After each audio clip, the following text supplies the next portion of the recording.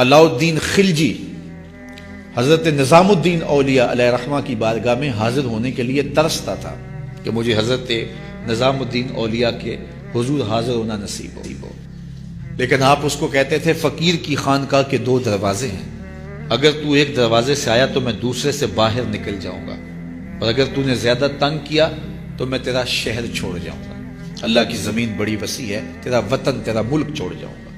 ایک دن اس نے آپ کی خانقاہ کے اندر اچانک پہنچ کے آپ کی خانقاہ کے اندر جانا چاہا، تو آپ نے خادموں سے کہا دروازے بند کر، تو دروازے بند کر دیے گئے۔ بادشاہ سمجھا کہ یہ اتنے پکے لوگ ہیں فقیر کہ مر جائیں گے دروازے نہیں کھولیں گے تو کچھ تو خون ہوگا۔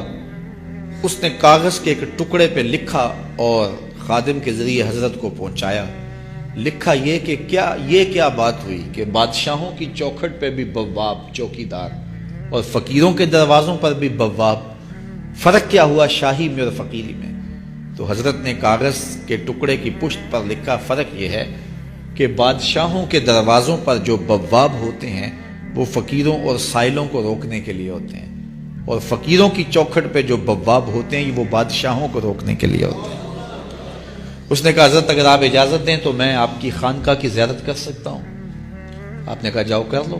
وہ گیا، خانقاہ دیکھی تو لنگر خانہ دیکھا، مختلف جگہیں دیکھی۔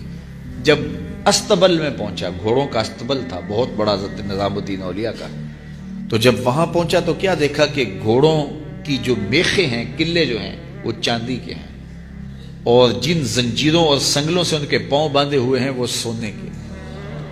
تو بادشاہ کو پھر شرارت سوجی تو اس نے پھر کاغذ کے ٹکڑے پہ لکھ کے حضرت کو بھیجا، یہ کیا ہوا؟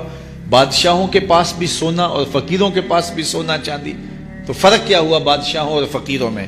تو شیخ نے اسی کاغذ کے ٹکڑے کی پشت پر لکھا فرق یہ ہے بادشاہ خزانوں میں سنبھال کے رکھتے ہیں، فقیر گھوڑوں کے قدموں میں ڈال کے رکھتے ہیں۔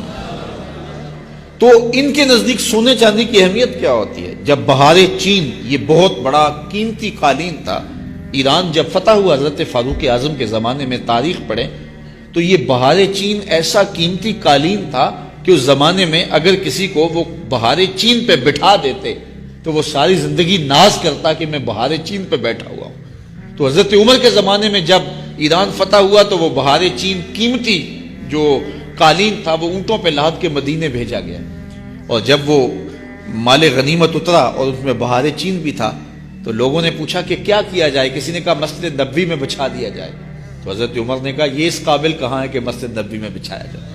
تو کہا کہاں رکھا جائے؟ مسجد نبوی سے باہر جہاں لوگ جوتے اتارتے تھے، حضرت عمر نے آرڈر دیا کہ یہاں بچھا دو، لوگ جوتے صاف کر کے مسجد میں جایا کریں۔ جس قالین پہ زمانے کو ناز تھا وہ قدموں میں بچھا ہوا تھا۔ یہ اسلام کا مزاج ہے۔ یہ نظام الدین اولیاء علیہ رحمہ کو محبوب الہی کہتے ہیں نا، ان کا واقعہ بھی علماء نے یہ لکھا ہے، صوفیاء نے، کہ ان کے شیخ حضرت بابا فرید الدین گنج شکر رحمۃ اللہ تعالی علیہ ایک دن موج میں آ گئے اور کہا کہ نظام الدین محب بنو گے یا محبوب بنو گے؟ تو یہ بڑی خدمت کرتے تھے اپنی شیخ کی، تو کہا کہ محب بنو گے یا محبوب؟ تو کہا حضرت اگر اجازت ہو تو اپنی ماں کو نہ پوچھاؤں۔ اللہ اکبر! ان لوگوں کی مائیں بھی تو صاحب حال ہوا کرتی تھی۔ تو کہا کہ اگر اجازت ہو تو اپنی ماں کو نہ پوچھاؤں کہ محب بننا ہے یا محبوب بننا ہے؟ کہا جاؤ تمہیں اجازت ہے۔ تو گھر کی طرف روانہ ہوئے، ایک آدھ دن کا سفر کیا۔ راستے میں ایک فقیر تھا مجذوب، جو راستے میں بیٹھا تھا، حالت اس کی عجیب سی تھی، تو یہ سلام کر کے گزرنے لگے تو وہ مسکرا کے بولا محب بنو گے یا محبوب؟ تو حیرت زدہ ہو گئے کہ اسے کیسے پتا چل گیا، یہ تو میرے شیخ کا اور میرا راز ہے۔ تو رک گئے، کہا کہ حضرت اگر آپ بتا دیں تو بہت اچھا ہو۔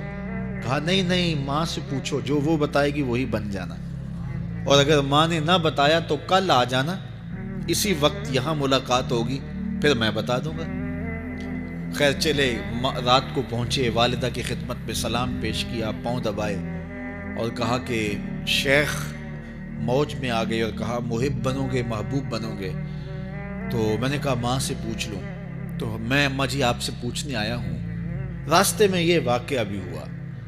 تو ماں نے کہا کہ بیٹے تم صبح ناشتہ کر کے پلٹ جانا، اور وہ جو راستے میں تیرے دل کی بات پوچھ گیا وہ کوئی صاحب حال تھا، وہ تمہیں صحیح بتا سکے گا کہ محب بننا کہ محبوب بننا۔ خیر یہ صبح ناشتہ کر کے ماں کے پاؤں پکڑے، اجازت طلب کی اور واپس نکلے، اور وہاں جا کے دیکھا تو کوئی فقیر نہیں ہے۔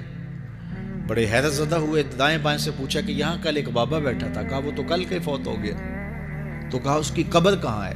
کہا قبر کس نے بنانی تھی اس کی؟ وہ گندگی کے ڈھیر پہ لوگوں نے پھینک دیا۔ دل میں بڑے حیرت زدہ ہوئے، اتنا با کمال تھا، لیکن اپنی حالت یہ، خیر وہاں چلے گئے اور جا کے کھڑے ہو کے پوچھنے لگے، بندہ خدا دل کی باتیں بوجھتا تھا اور میرے ساتھ وعدہ کیا تھا کہ اگر ماں نے نہ بتایا تو کل آنا، اور اپنا پتہ ہی نہیں تھا کہ کیا ہونے والا ہے۔ یہ بات کہی تو بابا اٹھ کے بیٹھ گیا۔ عرش فرش تے بانگا ملیاں تے مکے پہ گیا شور، بلے شاہ سا مرنا ناہی تے گور پیا کوئی ہور۔ ہاں اٹھ کے بیٹھ گیا اور کہا کہ نظام الدین، محبوب بننا محب نہ بننا۔ محبوں کا یہ حال ہوتا ہے، نہ کفن ملتا ہے نہ دفن ملتا ہے۔ محبوب بنو گے تمہاری قبر پہ بھی میلے لگیں گے۔